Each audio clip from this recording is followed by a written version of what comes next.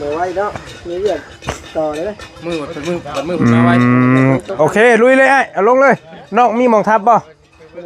ลงเต้นกันดีกว่า18เนี่ยเดี๋ยวทับกันให้ก็ได้มือไว้พี่น้องเปิดภาพมาวันนี้กับทั้งช่างเราทั้งไอ้เรามาส่งไม้เรียบร้อยแล้วเนาะไว้อีหลีพี่น้องเลยตั้งตัวข้างบนท่านบอลีก็ได้ไปแวะสร้างแล้วตอนมาแล้วเราก็ขึ้นมาเลยเนาะโธ่น้องพรก็ยังบริหารจักอย่างเลยนะนี่เนาะมาแบบบุหูโตเลยแม่นมาแบบไวๆด่วนๆงงๆเลยบอลี่แวะตอนคามาพี่น้องแวะตอนคามาอะไรก็เข้ามาฮอดบ้านน้องเพิ่นก็รถตามมาฮอดพอดีเลยเนาะไม่48จักโตบอลี่สั่งไม่48มาอีก10โตแล้วก็ไม่แป้นอีก25แผ่นแม่นให้พอเลยบัดนี้แม่นอันนี้น่ะพอเลย48นี่พอไม่แป้นน่ะพอเลยเฉพาะไม่เป็นปูหั่นนะแล้วยังเหลือไม่คูณ5คูณ10 5คูณ15บัดนี้บ่พอคูณ10นี่จักโตจน5คูณ10นี่คือว่า40โตนี่แหละเอ้ยบ่แม่น80โตได้ตามคุยนะก็น่าหันทางไหนแล้วจดไม่แล้วครบได้บ่น่ะแม่นเดี๋ยวจังไปเช็คเบิ่งใหม่บ่ฮู้ว่ามันสิมันคือว่าลายอยู่หั่นนะบ่แน่ใจว่ามันถึกหรือมันจะได้ให้เป็นเจ้าของห้านบ่นั่นแหละคนรอเนี่ยโอ้ยย่องแล้วย่องอีกอยู่นี่ก็ได้ไอ้ผู้นี้ได้ย่องแล้วเนี่ยคนที่หล่อขนาดนี้โอ้โมนี่2คนเนาะมื้อนี้เนาะไอ้เนาะไม่เป็น25เพศพี่น้อยงามคือเก่าไม่เป็นแล้วนี่เพราะไม่ห้านเราต้องงามนี่มันรอแต่คนผู้ลดได้เด้อขอคาย่องหาแชนเด้อมื้อนี้เอาเล่นเหมือนย่องขนาดนี้เราก็ขอแล้วซะว่าสิเติมให้เนาะขอคือไม่ซะขอค่ารถขอค่าย่องได้500,000ไม่ย่างนี่ไม่กุ้งไว้ไม่ย่างอันนี้เนาะงามไม่เป็นหน้าเศร้าพี่น้องแทนนึงเท่าไหร่นะลืม95,000รวมทรง95,000กิแต่ว่าคันหน่วยอะไรแล้วก็เราก็ทรงบ่ไหวแล้วนี่เขาสั่งนี่นะน้องสาลี่มายังน้องสาลี่น่ะคือเถยจะเบิ่งรถหันน้องสาลี่พุ่นน่ะ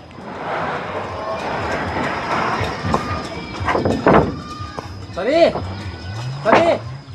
น้องสวัสดีบอกไปเลยคือดีเลยคือดิไม่ทางเราไต่อันตื่นมาได้ตั้มถือว่าครบเลยไม่เป็นปูเข้าบัน65โตพี่น้องเนาะตัวงงอยู่น้องๆผมยังงงอยู่มาแบบใดดีแบบนี้น้องคนเลยได้พี่น้องบ่ได้เว้า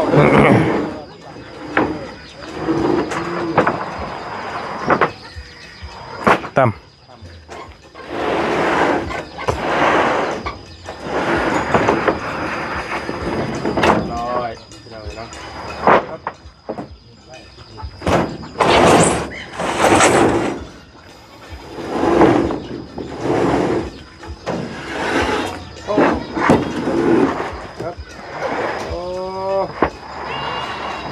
เรียบร้อยกองใหญ่ขึ้นเนาะบอดี้เนาะบัดนี้เนาะใหญ่ขึ้นแล้วนี่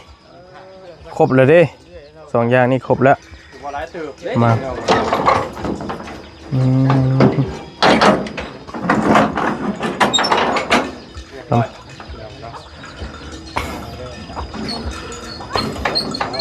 ชาวันที่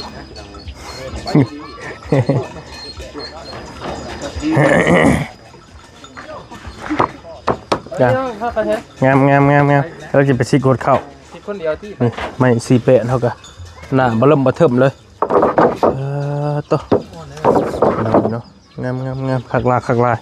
พอแล้วตัวนี้ก็ได้ตัวนี้ก็พอไม่ซีเปะเป็น60 โต ตัวนี้60โตตัวนี้65แผ่นตัวนี้ มันเป็น65 แม่นถือว่าขาบ่พอกันยังเล็กหน่อยนะตัวนี้ เป็นนี่เนาะ แม่นบ่อยากให้มันเรือหั่นนะก็เลยเอาประมาณนี้ก่อนพี่น้องเนาะตัวนี้ละแม่น60โตพอดีเลยเนาะ งาม อื เนาะ มโดยทีมงานหาในคนหนึงจ่ายเงินเพิ่นก่อน ใช่เลยนะก็ยังลงไม้ หาทองได้กับหากะ มาสบายดีสบายดีเด้อน ำเงินให้อ้ายแล้วก็ จ่ายเงินก่อน พอดีบาทนิดหน่อยเนาะ ได้แล้วอาดลาดบัดนี้ กับใจบ่เสีย นี่น้องเอ้ยเข้าไปหาเจ้าภาพเพิ่นบ่ละ เฮ้ยเว้าดีได้น้องเอ้ยแต่ว่าเราเว้าดีอยู่พี่น้อง2มื้อนี่ แสดงว่าแต่คนเราว่าดีไปได้เบิ่งเชิงช่วงยังยืน อันเท่าไหร่ก็อ้าย 2 ล้าน6แสน แม่นบ่ ดึกบินนี้ อะไรบ่ผิดเด้ จุด เราบ่ได้จดบินมา เจ้าใดคือ บ่ยาแล้วให้เราไล่เบิ่งก่อน ประมาณนี้เนาะ โอ้ยอย่าจะลุบมันดอกให้เราไล่เบิ่งก่อนเอาไล่คือว่ารัก3ใช่ดอก 3แสน75 3เด้ 3ล้านกับ75,000 แม่นแล้วถึงแล้วค่อยไล่ ถึกบ่ 3ล้านกับ75,000 3ล้านกับ75,000 แม่น พี่น้องเอ้ยเรื่องในเลขนี่ต้องยกให้บ่าวดีตุ้ยพี่น้องเอ้ย บ่ขอยก็ใช้เครื่องนั่นคือกันแหละ บ่าวจักก็ยังไว้อยู่นะ ปรับใช้เครื่องคิดเลขแต่หัวก็บ่ไหวกัน ต้มมึงไหนไก่กินแบบ สั่ นั้ ง นเนาะ นา10บอกเด้อคันว่าจะได้ ฮะ เครื่องเฮือน ไม่น่า พี่บอก คุณชิป อยู่อ่านน่ะมีแต่ เอ้ยมาพี่ นา12 มาพี่ได้ เครื่อง นำมาพี่ พี่มาคุยนำแน่เราบ่จะเข้ากล้องบาดนี้ นะรอๆนะ ก็ได้ บ่เป็นยังใจแล้วหรอกอันเท่าไรอันโตหาคุณชิปน่ะโตเท่าไรเลย จักแม่นล่ะ 5 เม็ด 5 เม็ด อันน่ะ โอ้ย คันนี้ได้จะสั่งให้ก็ได้เม็ดหนึง45,000คือเส้นหนึงเท่าไหร่4 3 5 2แสน25,000คือก็เส้นหนึง 2เซน25,000 2,25,000มันสิบตัวแล้วจะบอกกิน สิ 40ตัวบอกคือ80ตัวเอาวินมาเบิ่งก่อนนะ แป๊บนึงเด้อขออนุญาตเด้อพอดีแล้วสิถามเบาเชียงนำเลยนี่ผู้เชี่ยวชาญเรื่องเฮือนแน่นี่ผู้เชี่ยวชาญ เครื่องเฮือนมันต้องหนา12 15 เราว่าไม่ แป้มันน่ะเอาหนา10กัน เราว่าไม่5คูณชิป80ตัวแม่นบ่เจ้าวะ ตัวคือมันนั่นตัวนั้นน่ะ มันคือ มันบ่หลายเพิ่นบ่ ไม่48บ่ บ่ไม่สิ8นี้ขอช่างว่าครบแล้ว คุณชิป มันคือสิหลายเฮาอ่ะเนาะ เอาจังเม็ดน่ะนะ บัดนี้ธรรมดามันต้องมีหนา12เลย คุณชิปนี่ว่านั่น หรือ บ่ ว่าเขาเอาหนา10เลยบ่ แล้วเราจดผิดนะบ่ บ่จดผิดเรียนคำนวณเนี่ยผิดจ้ะเต็มที่นี่ประมาณ30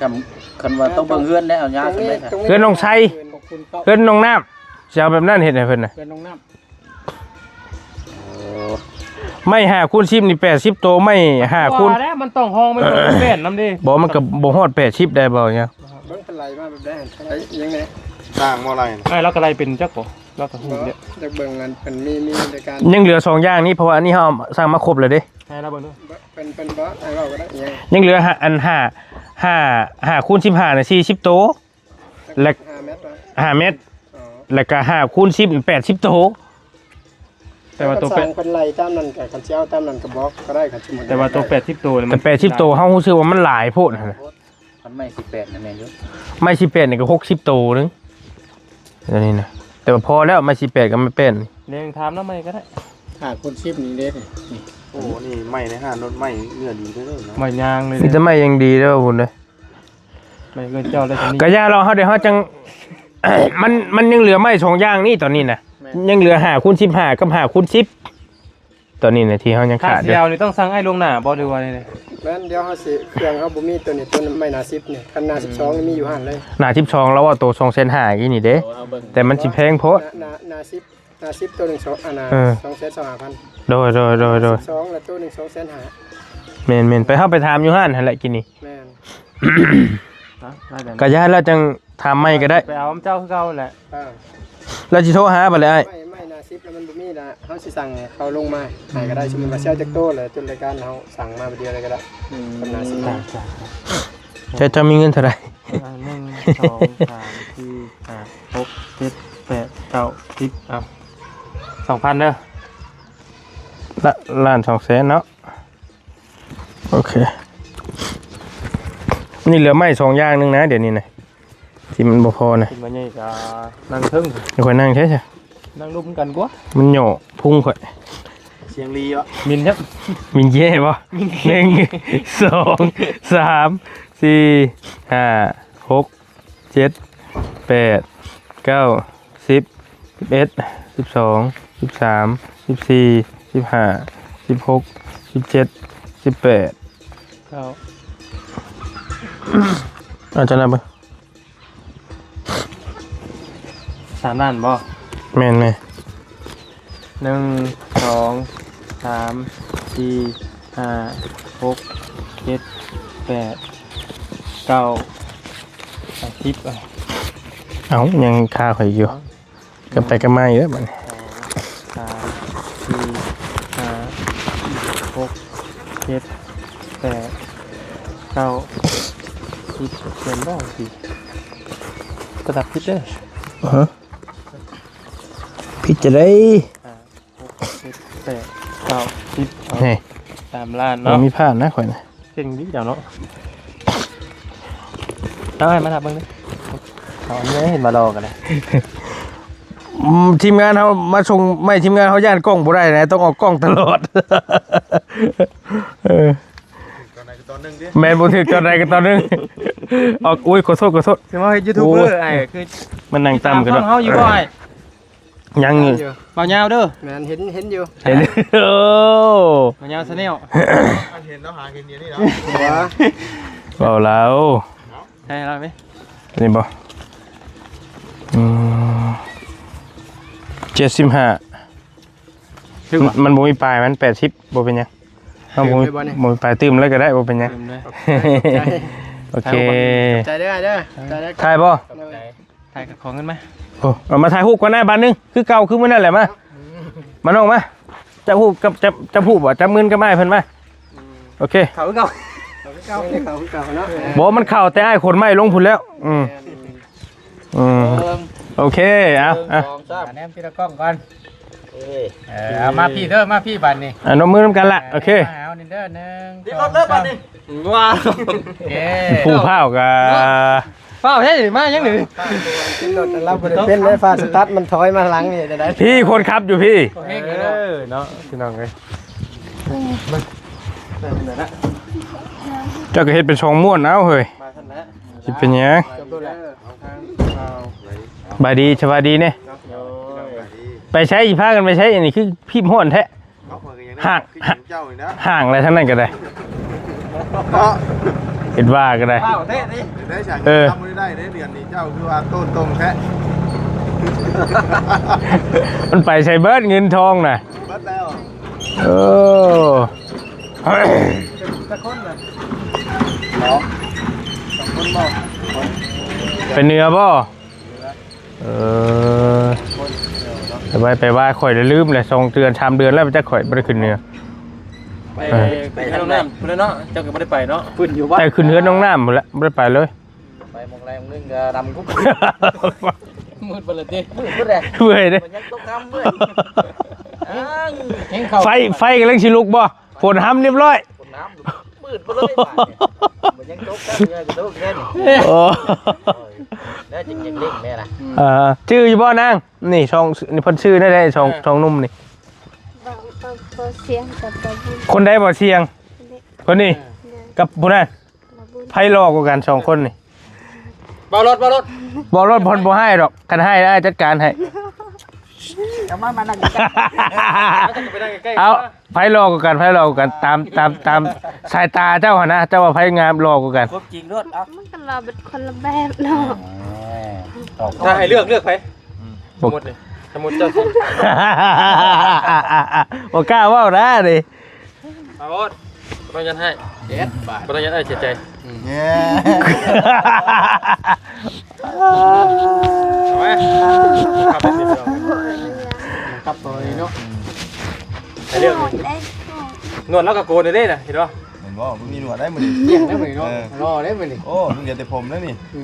บ่ยังพออยู่น้ำหนวดล่าแล้วแต่เก่านะผมมีหนวดแล้วเลยบัดนี้ ใครเห็นกินบุญว่ะ เอาเลยมาให้น้องเพิ่นขอบมกขอบใจขอบบุญขอบคุณพี่มาบัดนี้มันสิค่ำสิมืดเนาะ ก็ตะกูบ้านไง ตะกู้ลงเจ้าก็เบรกไว้แล้วก็ตั้งไว้ได้อยู่แล้วบัดเนี้ยเอาของอ้ายก่อนก็ได้เด้อ พอดีกันก็ได้ ก็ตัวนี้เลยก็เป็นผู้ใหญ่เนาะผู้ใหญ่ใจะดีสั่งใหม่มารอบนี้พี่น้องเป็นผู้ใหญ่ใจะดีของ เห็นนี่บ่ประตู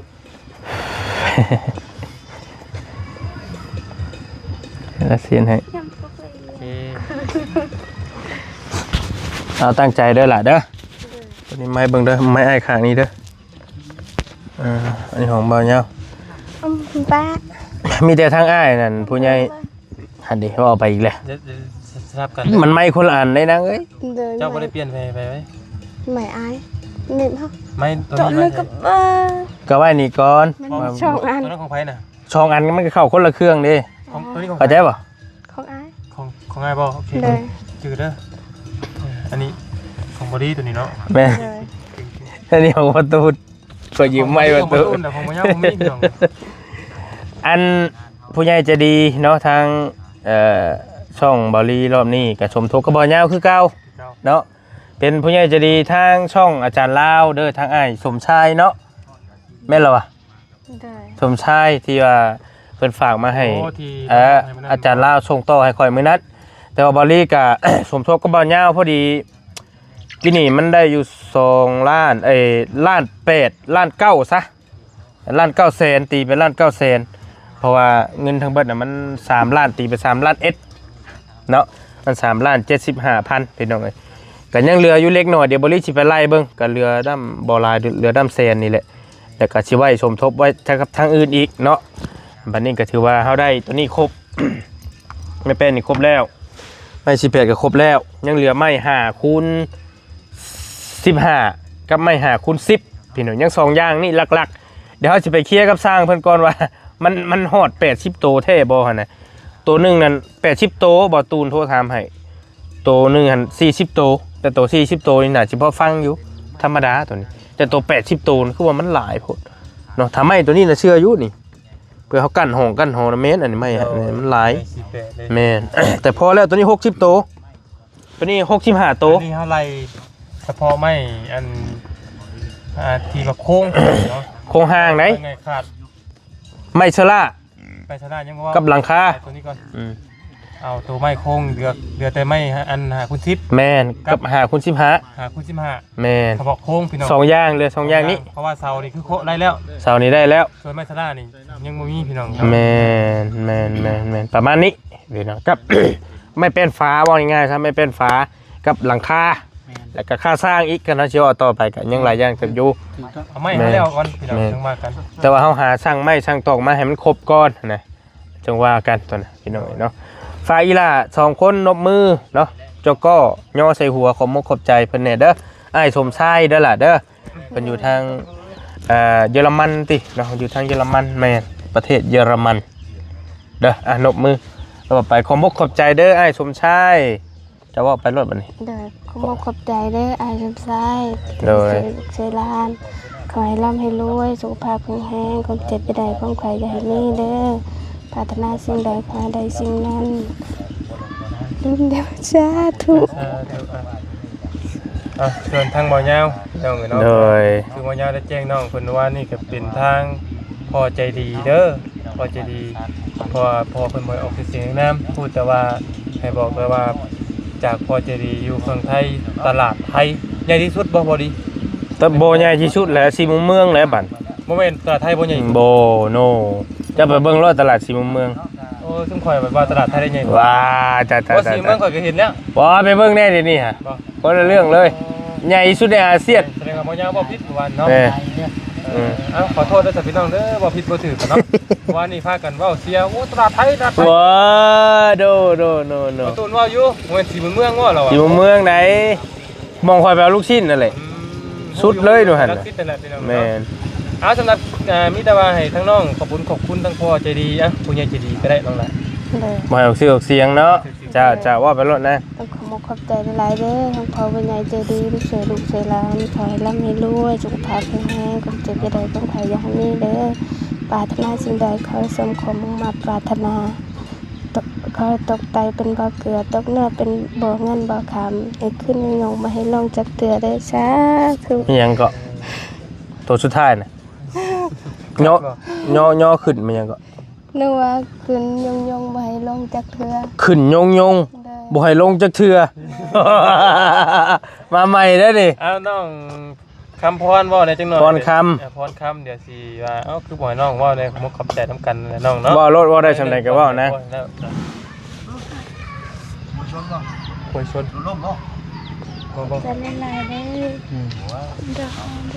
มาแล้วน้องบ่ได้จังได๋ก็บ่ผู้ใหญ่ใจดีล่ะ ไม่ใจดีที่ช่วยลูกช่วยหลานพัฒนาสิ่งใดขอให้ได้สิ่งนั้นความเจริญใดความใครอย่าให้มีสาธุ สาธุเนาะเอามีแต่ว่าโอเคละวันนี้บ่ดีคุยกับน้องคนไปแล้วเด้อ โดยได้บ่เป็นหยังบ่เป็นหยัง ไม่ไอ้ไม่เนี่ยเนาะ อ่า เดี๋ยววันนี้จะขอบคุณคุณใหญ่เป็นตั้งแต่ ก็หนีบจะหาในข่อยก็ได้ฮะสักก่อนก็ได้ ครับ อืม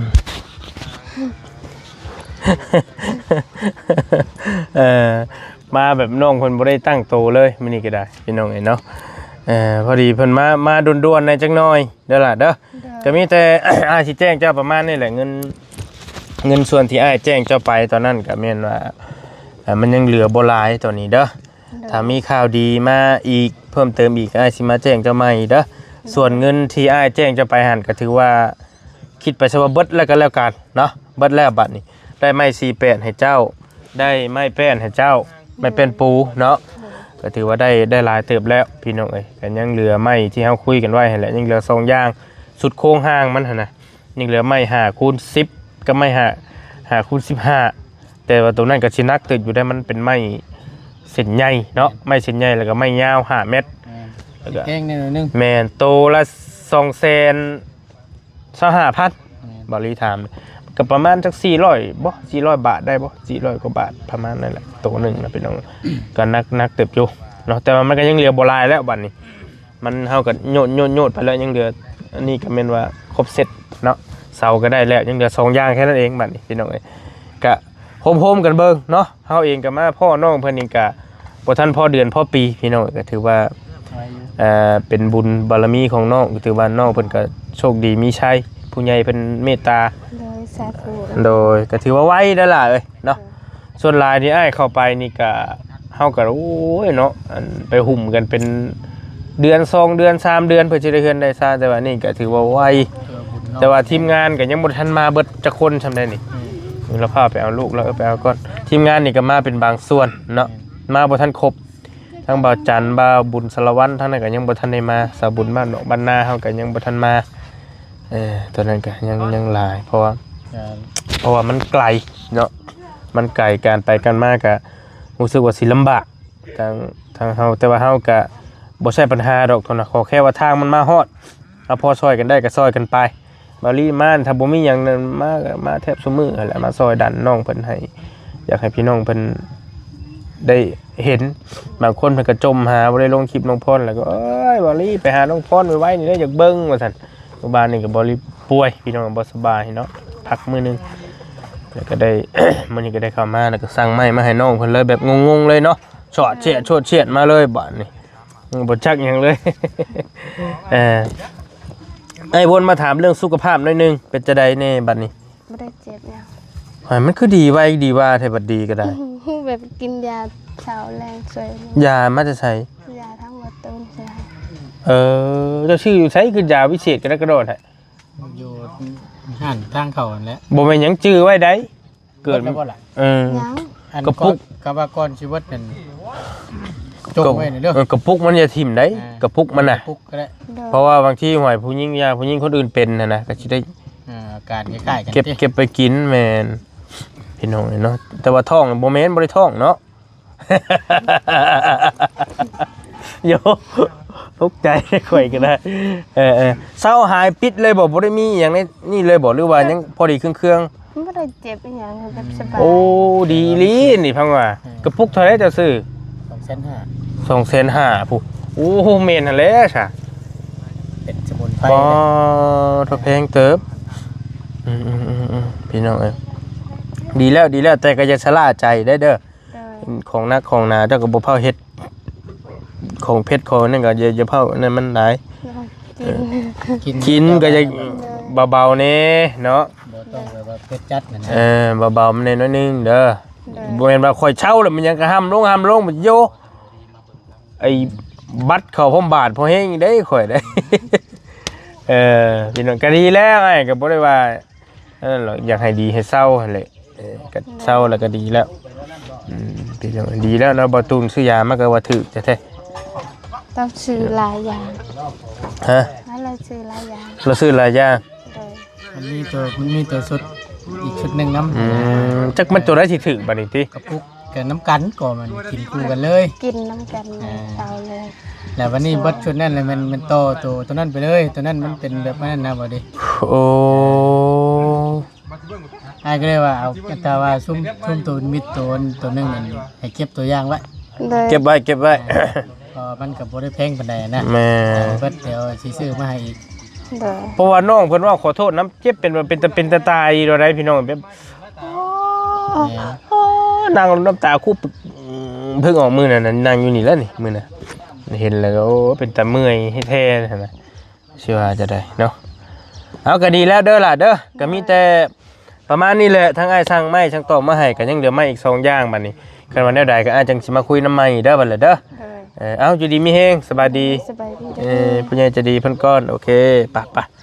มาเอาบัดนี้ไปประตูนเบรกก้อนบัดนี้ไปพี่น้องเอบอรี่ก็ขอความขอบใจในไลน์บัดนี้เนาะทั้งอ้ายสมชายเด้อขอความขอบใจขอบคุณทั้งอ้ายในไลน์ที่เพิ่นเมตตาเนาะเอาไว้ฝากเงินไว้ให้บอรี่เนาะช่วยเหลือทางน้องพรเนาะน้องลาพรน้องพรคำเฮานี่แหละพี่น้องเนาะก็ให้อ้ายเด้ออยู่ดีมีแฮงให้โชคให้มานให้ร่ำให้รวยเนาะปรารถนาสิ่งใดก็ให้อ้ายได้สิ่งนั้นสมความมุ่งมั่นปรารถนาอย่าเจ็บอย่าจนอย่าเจ็บอย่าไข้เนาะให้อยู่ดีมีแฮงสุขภาพเข้มแข็งร่ำรวยได้เด้อสาธุเนาะเอาสำหรับคลิปนี้บอรี่ก็สั่งไม้มาให้น้องเพิ่นแล้วก็งบที่บอรี่แจ้งพี่น้องไปน่ะก็ถือว่าตีไปเซาเบิดแล้วซะพี่น้องบ่มีแล้วเหลืออีกด้ามแสนก็สิเก็บไว้สมทบมันที่ซื้อไม่ก็ซื้อบ่ได้สิได้ดำเส้นนี่แหละพี่น้องเนาะเอาในใดก็จังว่ากันฝากติดตาม